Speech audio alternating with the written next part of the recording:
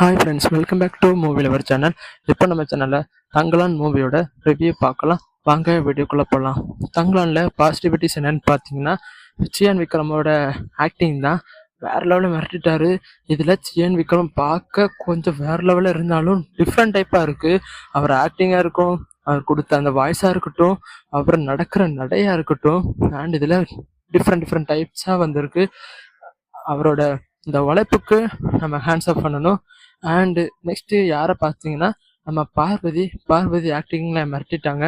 அவங்க cyan விக்ரமுக்கு equal வைஸாக acting பண்ணாங்க. அண்ட் பசுபதியை நான் சின்ன வயசுலேருந்து பார்த்துட்ருக்கேன். ஏன்னா அவர் வில்லன்லேருந்து இப்போ நடித்த அந்த கல்கி படம் வரைக்கும் நல்லா நடிச்சிட்டு இருந்தார். அண்ட் இந்த தங்கலானில் பார்த்தீங்கன்னா டிஃப்ரெண்ட்டாக நடிச்சிருக்காரு. அண்ட் அவர் கொடுத்த வாய்ஸாக இருக்கட்டும், அவர் பயப்படுற விதமாக இருக்கட்டும், நல்லா செம்மையாக போட்டிருந்தாரு அவருடைய எஃபர்ட்டு. அண்டு இந்த மூவியில் அடுத்த ஹீரோ யாருன்னு பார்த்தீங்கன்னா நம்ம ஜிவி தான்.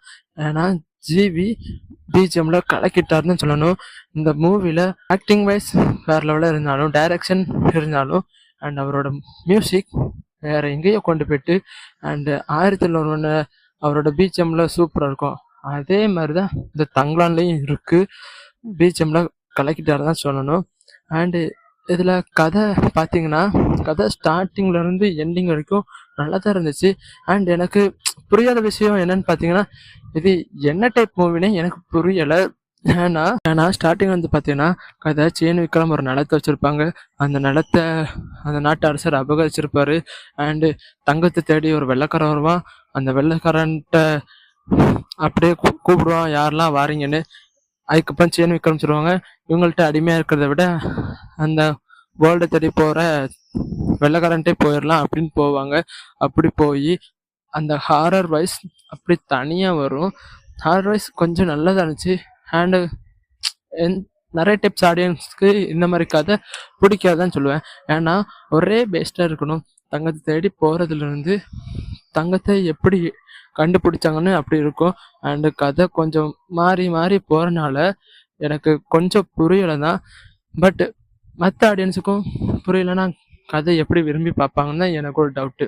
ஸோ கைஸ், நீங்கள் தங்கலான் மூவி பார்த்தீங்கன்னா கமெண்ட் செக்ஷனில் கமெண்ட் பண்ணுங்கள், உங்களுக்கு எப்படி தோணுச்சுன்னு சொல்லுங்கள். அண்ட் கதையோட சுருக்கமே அதான், தங்கத்தை கண்டுபிடிச்சாரா எப்படின்னு.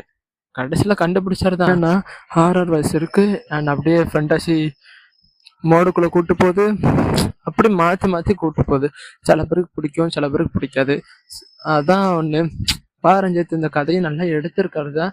பட் கொஞ்சம் யோசிச்சிருக்கலான்னு தான் சொல்கிறேன். அண்ட் நல்ல கண்டென்ட்டு, இந்த மாதிரி கண்டென்ட்லாம் மூவியை வேறு லெவலில் எங்கேயோ கொண்டு போகணும்.